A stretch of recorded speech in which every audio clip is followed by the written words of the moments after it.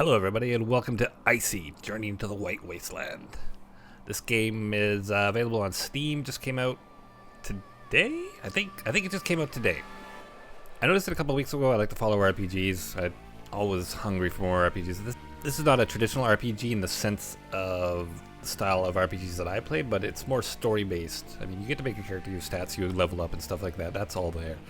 But it's less action and more story and kind of decisions are more important. You know what? Let's get right to it. Let's start a new game. I've already played this a bit. I played for about 40 minutes, just gonna get a feel of what the game is like. I still don't really know too much about it. All right, so here we are. This is character creation. This is you. This is your character. You can be male or female. You get 7 of these attribute points. This is strength. This will tell you what they are. Body is your hit points, weight carried, strong, agileness, mental, smart and experienced, quick mind, cunning, that sort of thing. And then word is like your charisma, your dialogue, that sort of thing. And then here's your actual skills: melee, bow, firearm, scavenging. I'll click on each of them if you really want to see what they can do. You can just pause on them. Hunting, exploring, stealth, medicine, speechcraft, intimidation. So in my first game, I only played like 40 minutes, so I didn't really get anywhere in there. I focused on bows, and then I took a lot of like speechcraft. I took, charismatic things, more intelligent, less physical. At least in the early playing, it seemed like your ability to fight was more important. That said, it's kind of counterbalanced by other people in your group. You will not be alone, so other people will contribute to your combat ability, while they will not contribute at all to these more mental or, like stealth, medicine stuff. Maybe that's just initial guys. Maybe you'll meet guys later on, but everyone I had in the group only could do melee, bow, firearms. That was it, unless I was missing something. So we're going to focus more on the mental stuff again, but I will take some physical things. Okay, so what do we want to be? I did the speechcraft intimidation thing. I'm not sure how that worked out for me. It seems like being able to talk to people is always going to be a good thing, but maybe I'll just, put a little bit into that. Now, this is body. Strong, agile body. I think what I want to do is I want to focus on these a bit more. Like, I'll take a melee skill, but I want to focus on the scavenge, hunt, exploration, stealth. I think that would be a fun way to play the game, kind of like a covert group moving through things. So I'm going to be very smart. So I've got a little bit of this and some more physicality. Now, I feel like, do I want to go with bows? Let's just, let's pick these things first. We'll take a little bit of scavenging. Let's put 2 points on that. Some hunting. You see each point, you got 40-point pool. The first point's 1 point, then 2, then 3, sort of thing. So exploration's high. I'm going to put my stealth up to 5. And let's go a little bit into these. I don't know if this is good or not. I don't know if you're supposed to like specialize or generalize. I guess we'll find out. And that will leave me some... Yeah, see, melee mostly good for fights. Bow good for fights and for... I think I'll go with the bow. Seems like a good stealth weapon. So we put 4 points into that. Put another point into stealth. We're going to be real stealthy. Exploration, scavenging. We got 2 points left to put into either speechcraft or intimidation. Medicine, not too good. That's fine. Do we want to be a dude or a lady? Who looks like a stealthy? No, not too many options for portraits. I'm gonna go with this chick. She looks like a stealthy sort. Nowhere to put your name, unfortunately. As far as I know, you're just referred to as player. And we're off to the story. It has been 2 years since you lost your memory in the freak snowslide incident. Your saviors that day are now your nomad family. I really like the setting of this game. There's some sort of apocalypse that has occurred. Don't really explain what has happened. Maybe they will in the future when you get deeper into the game. There are references in the game where just like entire generations of nomads have been born. living and dying completely in the waste. So obviously whatever's happened has happened for a long time. Let's get into the story. Today is a day just like any other. You're out hunting in the forest with your companion and good friend Jerome. Loading.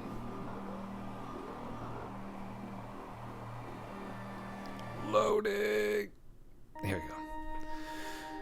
You wake up in the woods surrounded by the snow and ancient trees. A cold wind is blowing on your face and you suddenly feel your arms and your legs are chilled to the bone. It's very nice artwork. Feel a gentle touch on your shoulder. It's Jerome waking you up. The bait you set up hours ago has lured a beast. Wake up. We have some prey in sight. He smiles at you and keeps talking. Come on, don't be lazy. Wake the fuck up. Jesus, Jerome. You still feel confused and the white glowing snow dazzles you.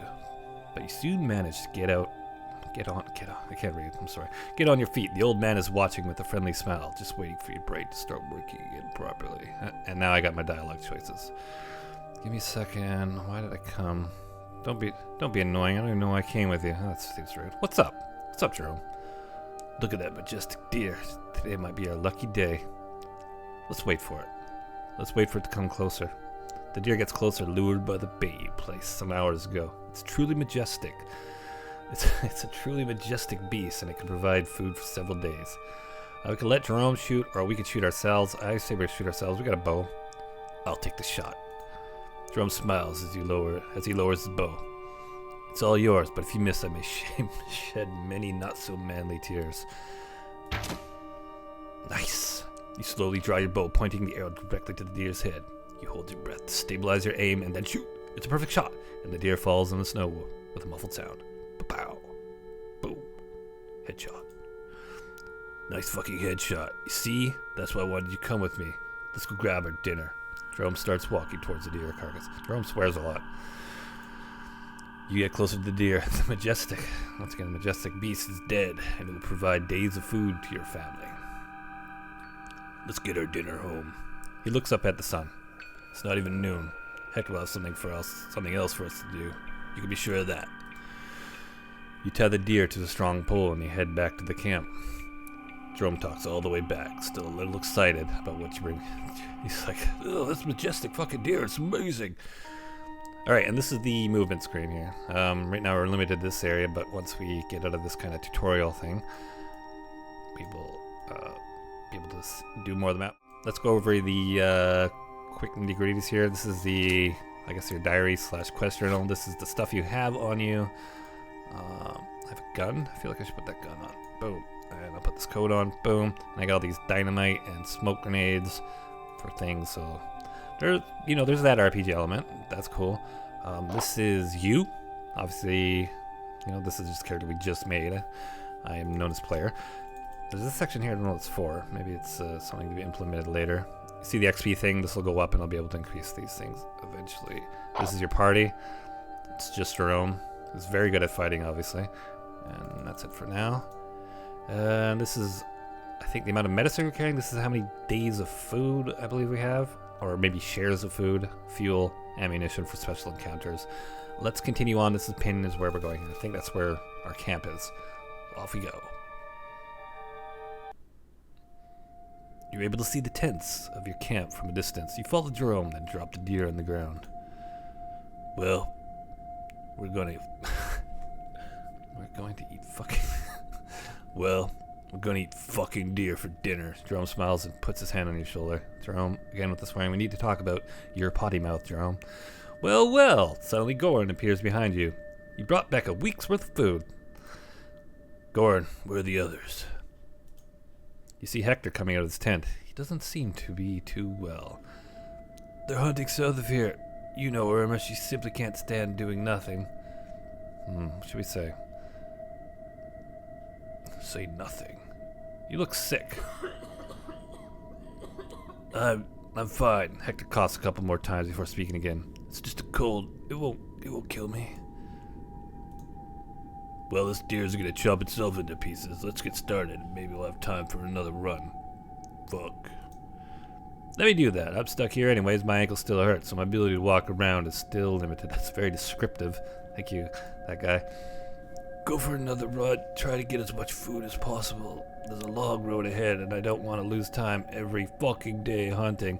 Let's stock up on food now while we can. I see where Jerome gets his swearing from. Jerome looks at the sun. We have time, so I guess we could go for another run.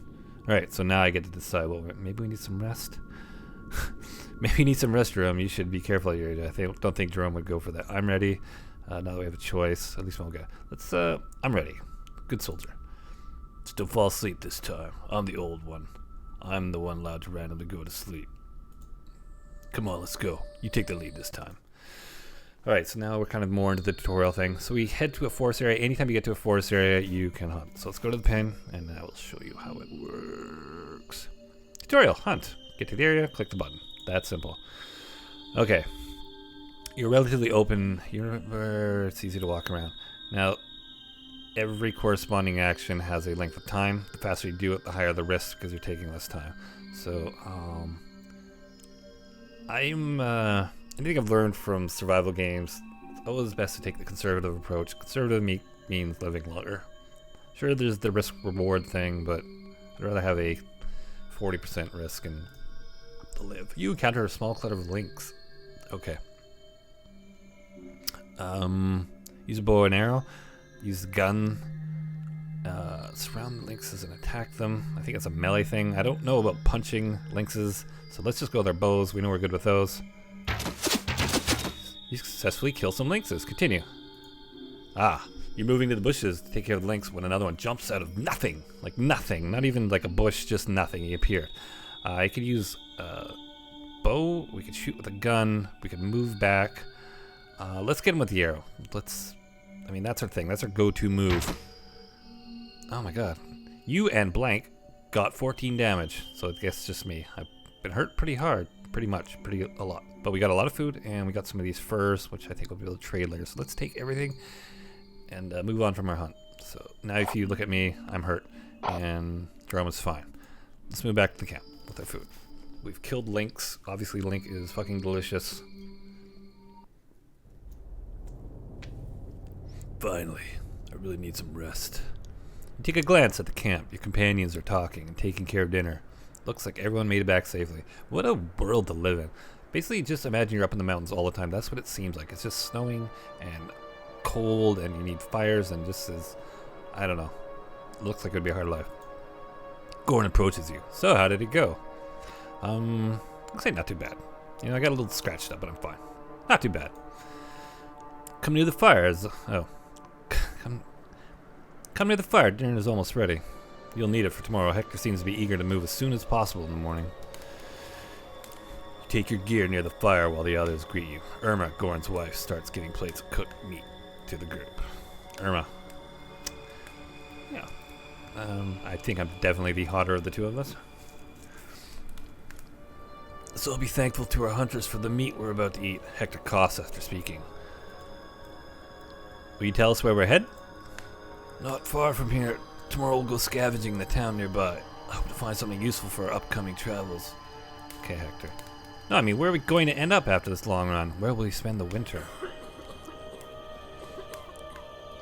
We will travel south, far from any common route. We must get away from the plains. Hector coughs again. The plains are becoming dangerous, and I'm not talking about the bandit activity. There are rumors about more and more red horsemen swarming through here. Around here. What does it mean? I'm tired of traveling without a purpose. We've always stayed to the plains. Why should we travel to unknown lands? That's Irma. That's my Irma voice. Don't worry. It's all snow and cold just like here. You won't miss anything special. I don't care what we do. If the plains have become that dangerous, we should probably leave, said this guy who has no name. I won't put my children at risk without a reason. And traveling away from any known road is a huge risk, especially when the only thing we know is that we're going south. Irma. Does it really matter? I agree. Hector's never failed us. Yeah. Hector's never failed us, Irma. Get your shit together.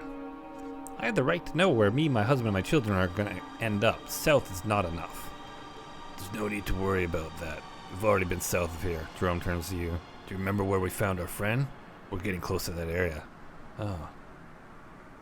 So we don't need to worry. Yeah, we've been down there, so we don't need to worry. And what are we gonna do next? Do we have a place to spend the winter? Or are we just running away from the plains without a real destination? Irma, you are a real pain in my ass. Hector seems quite annoyed. Already said that the plains are becoming dangerous. You don't want the Red Horseman clan to attack us and slay survivors, do you? It's better to walk on the mantle for the entire winter than face them. The sooner we run away, the safer we'll be. So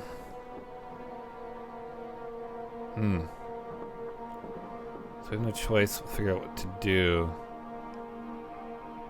I don't know what to say here.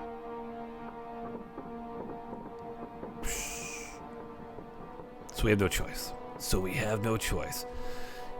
Yes, but I'm confident that we'll be able to survive and maybe find a better place to live. I'm getting too old to walk all day anyway. And you're not the only one. I'm clearly in better shape than you. I can keep living this life for a few years to come. Thanks, Jerome's like, rip. Am I the only one with a working brain around here? We'll be running into the unknown. It's better than dying, Irma. Yeah, because no one has ever got killed because he didn't know what to... Yeah, because no one ever got killed because he didn't know what he was about to face. Do as you like, but I already know we're going to regret this. Okay, Irma, calm down. Irma goes in her tent before anyone else has a chance to say anything. I'll talk to her. I'm worried too, but facing the Red Horseman scares me even more. She'll understand eventually, says Goran. Hector coughs a little before replying. I hope so. I don't want to discuss this ever again. Nothing of importance happens for the rest of the evening. You eventually go to bed to prepare yourself for the next day. You wake up in the morning. Hear some voices outside. Hector and the others are preparing to plan for the day. Okay, people. Now we'll spread out in pairs and search for anything useful in the small town over there. Especially be on the lookout for any tools. Irma will stay here with the children and guard our stuff. If anything happens, you scream. I'll go with Jerome. Goran, you'll go with Mark. Hector turns to you. And you'll go with Demetra. I don't even have a name. But I'm hanging out with Demetra. Hope it won't be a waste of time. Goran puts on his backpack. Tired of seeing only empty buildings. So we can ask about the area and ask about the needs. Tools, anything we could sell or use, but I won't complain if you bring back an assault rifle. Yeah, okay. That's about the area. It's a little ancient town, so there's a lot of buildings. I hope to find something to scavenge, something left behind. Let's just get going. Demetra nods at you. I'll follow your lead. Demetra looks competent. She looks like a vampire. Alright, so now we're going to do the scavenging portion of the tutorial. So here we go. This is us. Move it in. To start scavenging, enter an area and press this button right here. Little bag. Okay. Same thing here. You can go faster and risk being caught, or you can go slower and, less chance. So you find a store, but it's completely shuttered. Let's try picking the building's lock. I hope this is tied into my stealth skill. So let's see. You managed to open the door. Cool. The building is collapsing. You have to get as fast as you can. Oh, great. Just run away from the danger. Protect yourself. Going into a corner. Help your companions. Getting out of the building. Protect yourself by standing down a door's archway. I'm going to help my companions. This could be a bad idea. Everyone get out. Oh my god. Rubble falls on you, but you managed to get out. We got really beat up. But we found a lockpick and a choo-choo train. Okay, let's take everything. Wow, how are we looking now? We're okay. Demetra, she's fine. Let's move on. Actually, maybe I should heal up. There we go. Okay, now we move on. Heading back to camp with our choo-choo train and our lockpick. I'm not sure that was a great trip. A couple of hours. After a couple hours, you manage to reach the others at the camp. Goran spots you from the distance and greets you by raising his hand. You can see the sadness on his face. What? What's going on? That is not easy to say. Goran takes a deep breath. Hector is badly sick. He passed out a few hours ago, and now he's in his tent, barely able to breathe. He didn't seem so sick. That proud bastard. He probably endured as much as he could. You see Jerome coming out of Hector's tent, his face painted with suffering. As far as you know, he and Hector have been good friends for a long time. People gather around in Hector's tent. And Mark finally asks, that's Mark apparently. Mark finally asks about him. How is he? In the same moment, Irma goes out of the tent. Jerome sighs. It's over. We can't do anything. Holy fuck, why didn't anyone say anything about his health? You know Hector. He wanted us to get away from the plains and he didn't want anything to stop us. Goran stays silent for a few moments. Then he raises his head and speaks again. I will prepare the body for the funeral. You should go and take a break. People scatter around while Jerome comes near you and sighs again. You two are now alone. I met Hector more than 20 years ago, and yet he said nothing, not to anyone, not to me. He just died, leaving a mess behind. Tomorrow we'll need to vote for our new leader, and it will be a mess. Everybody will discuss. I bet Irma will go crazy again, screaming and threatening people. Don't worry, we'll get through this mess. We will, as we always do, but it won't be easy. Rough times are ahead of us. I need to be alone. Call me when Goran is finished with the pyre. Jerome walks away and sits alone not far from the camp. Poor Jerome. After some time, you're called by Nimitra. Everything is ready for the funeral. Everyone gathers around a big stack of wood. After making sure that everyone is there, Goran throws a lit torch on the pyre, which slowly starts burning, shrouding Hector's body in a dance of bright flames. Jerome has a sad face and says nothing. He just stands in front of the pyre and stays there even after everyone else is gone. You're tired and you proceed to your tent, hoping you get a decent night's sleep.